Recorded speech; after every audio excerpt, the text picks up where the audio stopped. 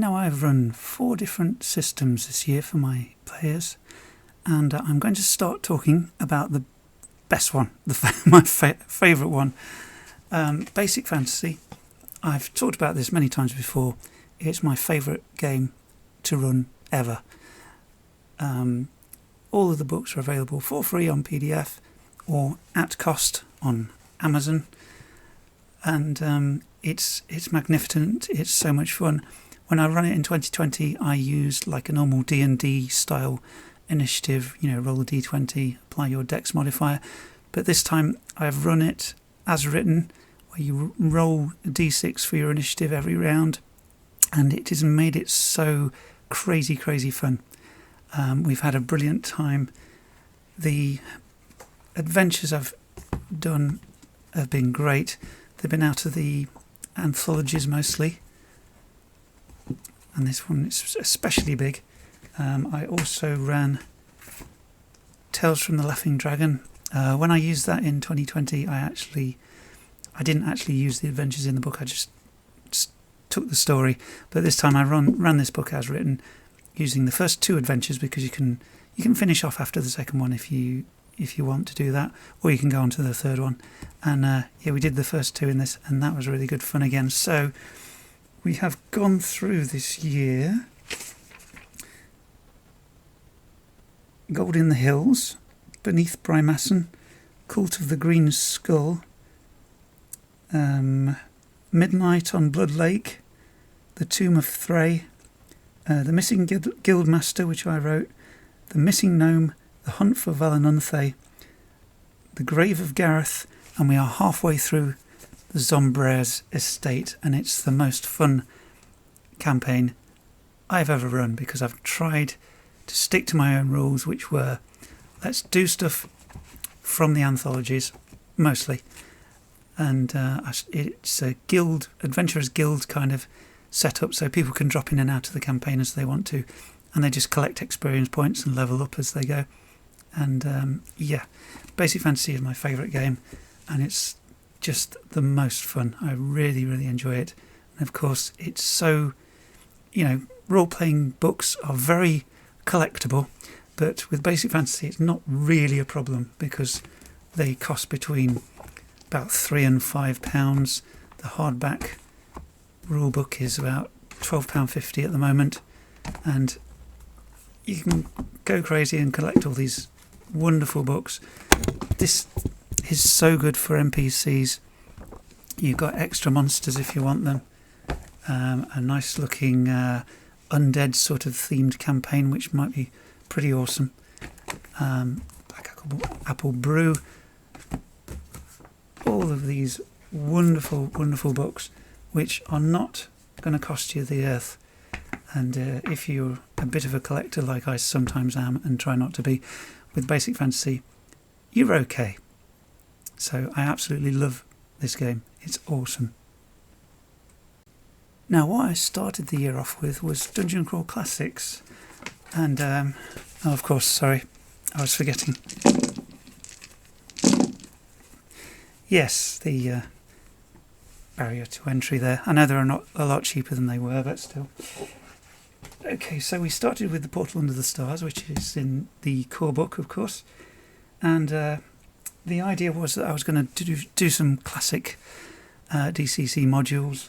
But when it came to it, I really sort of struggled to get going. I find, I've played DCC for a good many years, and I find it hard work to run. The dice chain, the little clunky things to remember. It's great. It's just, I find it hard work. And when my mate Bruce runs it and I play it, well, that's a different story, because he's dealing with all that. But I don't like having to deal with the overhead of clunky extra systems. Fun though it is. And what I ended up doing, instead of, running more classic modules for it and wading through those booklets, I just decided to run adventures that I'd written, and I used some of the maps from Dragon and Vice by a Peak, and when it came to sort of finishing off the campaign after, the Portal Under the Stars, a couple that I wrote, the Widow of the Murmur-Wield and Temple of the Half-Headed Snake. I finished it off with a Merkborg adventure, the Devil's Ziggurat. So, yes, a nice one-page adventure to keep life simple for me. And yes, I find it's fun. It's really good fun, but I just like a simpler, easier to deal with game than DCC. But great fun, of course. Now, another game I ran was Woup First Edition, and I ran Night of Blood. This is the first time I've ever run Woup, and it was really good fun. The atmosphere is amazing that the game creates, especially with an adventure like this. But I felt like I made a mess of it. I misread the map.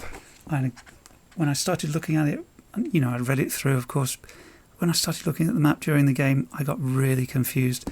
I printed it off a PDF of probably Apocrypha now, I think, and I printed it off in a weird way, so I just wasn't interpreting it properly, and I couldn't get it in my head, so I got confused. But still, it was a wonderfully atmospheric game, and the players had a great time. We didn't have any fights because they basically ran away and hid. But hey, I can't stop them from doing that. And I won't give away any spoilers, but they made a decision which made the rest of the adventure kind of irrelevant. So I could have handled it in a better way, but yes, I just didn't have my head together when I ran that. But I really did enjoy running Woup, and I'd like to run it again because that was crazy fun. Now, Dragon Roar is a game I've been obsessed with since the 80s, and I first saw it advertised in White Dwarf and given a really mediocre review. But a few years ago, I saw it on eBay, and I ordered it from the States. That was before the shipping prices went crazy. And I finally got to run it this year. So, this is just a bit of a funky gimmick, really. But they're very well produced, the two cassettes that have been done for Dragon Roar and the Jevej Gauntlet. But it is a really fun dungeon bash. You just go in and have a fight with some monsters.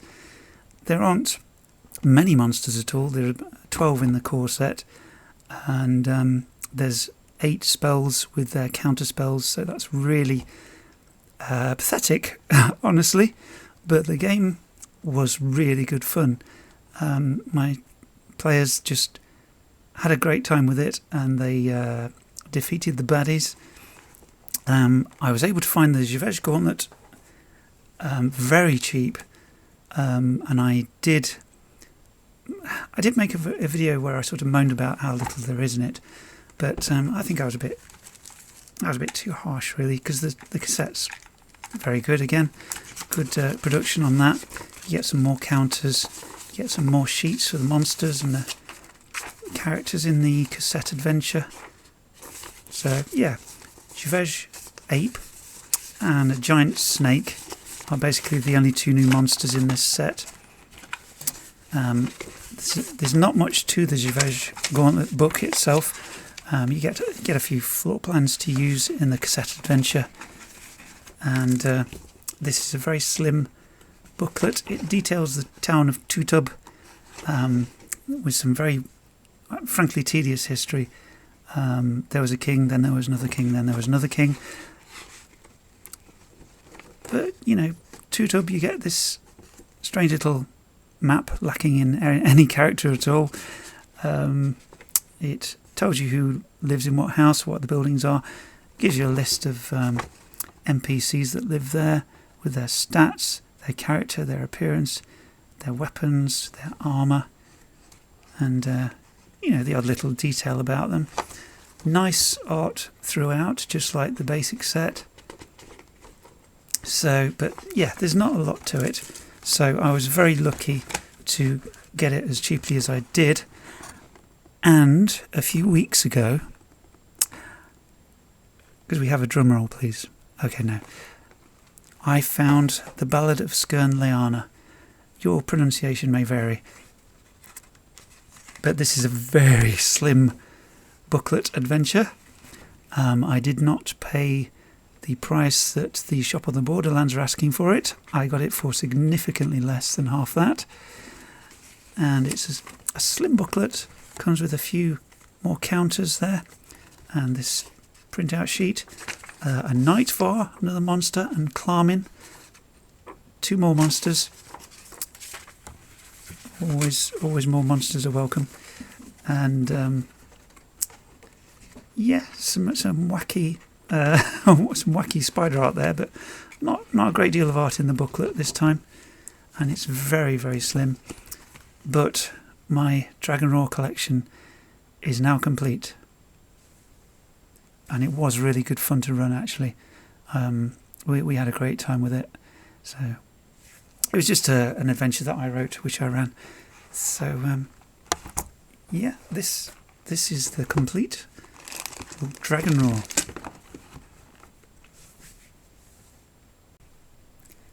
Now, the other game I ran this year was Dragon Bane, and I ran it on Roll20, and I found it hard work. The players were brilliant, the adventure was fun. I ran the Castle of the Robber Knight, but I found the initiative cards really hard work to use on Roll20. I've heard that the Foundry version is better, or is it Alchemy or whatever. They do another a set of online gaming assets for another format, another platform other than Roll20, and that's supposed to be really streamlined or whatever. But I didn't enjoy running the game. Yeah, so I've moved on in my life from Dragon Bane. I still have all the digital stuff, but it just seems like you get so few adventures in the core book. Sorry, you get so few monsters in the core book, and there are hints of more books to come in there, and that always makes me think, oh, another £30-something is going to be going out of my stash soon. And when Path of Glory arrived, and then there was an announcement that, oh, there's going to be a magic book with more schools of magic. Oh, there's going to be a city campaign. Oh, there's going to be an expert book. I just thought, I'm done now. I'm not just going to keep, you know how you've seen my basic fantasy collection, you know what I'm like. So I've just cut my losses on it, and I'm done. If I want a fantasy game, I'll run basic fantasy, or something more grimdark. Then I've got Woof, and if I want to have a kick-ass dungeon bash, then I've even got Dragon Roar. So I'm sorted for fantasy games. I don't need Dragon Bane in my life. I'm sure it'd be a lot more fun to play, but in real life. But I run my games online, so I will. I do Roll20. It's what I'm used to, and I found it a pain in the bum to run Dragon Roar on there. Even though we had a great time with the game, the adventure and all that, but I was just constantly thinking about the rules, and I found it really hard work. So